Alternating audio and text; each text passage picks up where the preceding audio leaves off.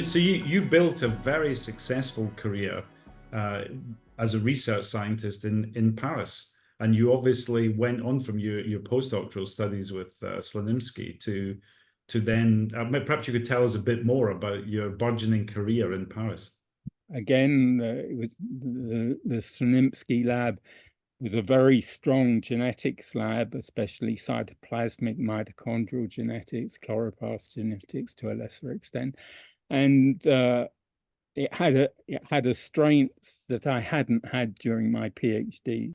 And after I sort of made a decision after that I wanted to change, because I had the impression that if I stayed doing what I'd been doing before, I could probably see out my career in some way, but I wanted to try and do something else and to try and move in towards developmental biology, basically, in developmental biology of mammals or other species.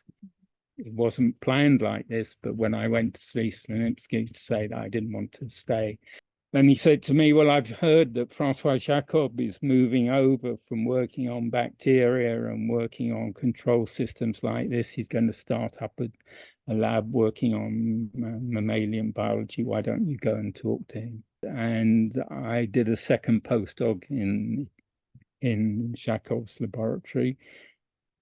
All techniques that I hadn't done as an undergraduate in a practical sense, and approaches to transgenesis and mouse biology that I hadn't touched before. So very stimulating. And I stayed there for a number of years and then didn't really want to go back to the UK at that stage. I'd got a taste for baguettes or something anyway. I moved lab at the end of my postdoc to work with in an immunology lab with somebody called Jean-Paul Levy, who was again a well-known INSERM clinician and working on various types of immunology problems. So I stayed in that lab working and met people who were working on type 1 diabetes, which I became interested in as another possible project, because there's a lot of complexity in there, a lot of developmental biology plays part there as well.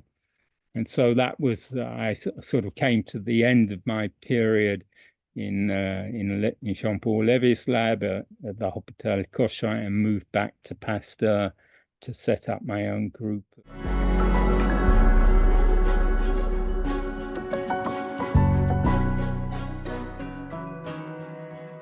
And my preoccupation when I accepted the job was to try and make sure that EMBL was working for the Italian community. Mm-hmm. And what we were talking about just now, which I introduced about to what extent the dynamos of European science have such a predominant role that we're not necessarily moving forward in a very dynamic way to build on the past and to have as integrated as possible European science community. I'm saying that I'm not sure that's true, but it's a reflection that one can think about. And so I was very keen on the idea of seeing what we could do to make EMBL as active as possible. And it was obviously, from talking to people, lots of Italian scientists had a very positive image towards the EMBL, were very pro the idea, that they felt that, but not that, maybe that it didn't always pull its weight fully, or it was not perceived, I should put it like that, it's not perceived always to pull its weight, and that's a reflection of reality and a reflection of Rome has a small structure on the scale of EMBL as a whole, small compared to the Sanger complex or EBI, so there are some of that's historic, some of it's not historic, and we don't talk about it very much. But it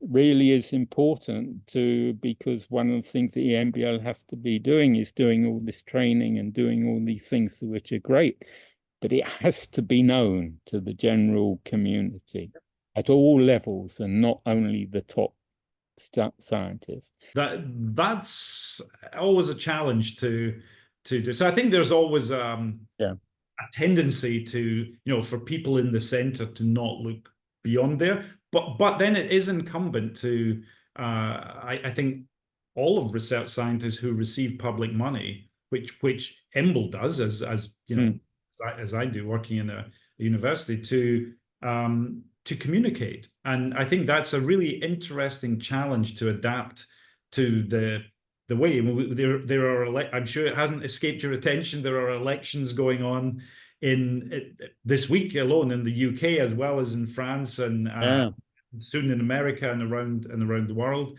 with huge implications. And the way people receive their information that affects this has changed. So as scientists, we also have to learn and adapt, and understand the importance of communicating effectively with our peers and our colleagues, and also with our political masters and the taxpayers who pay our bills.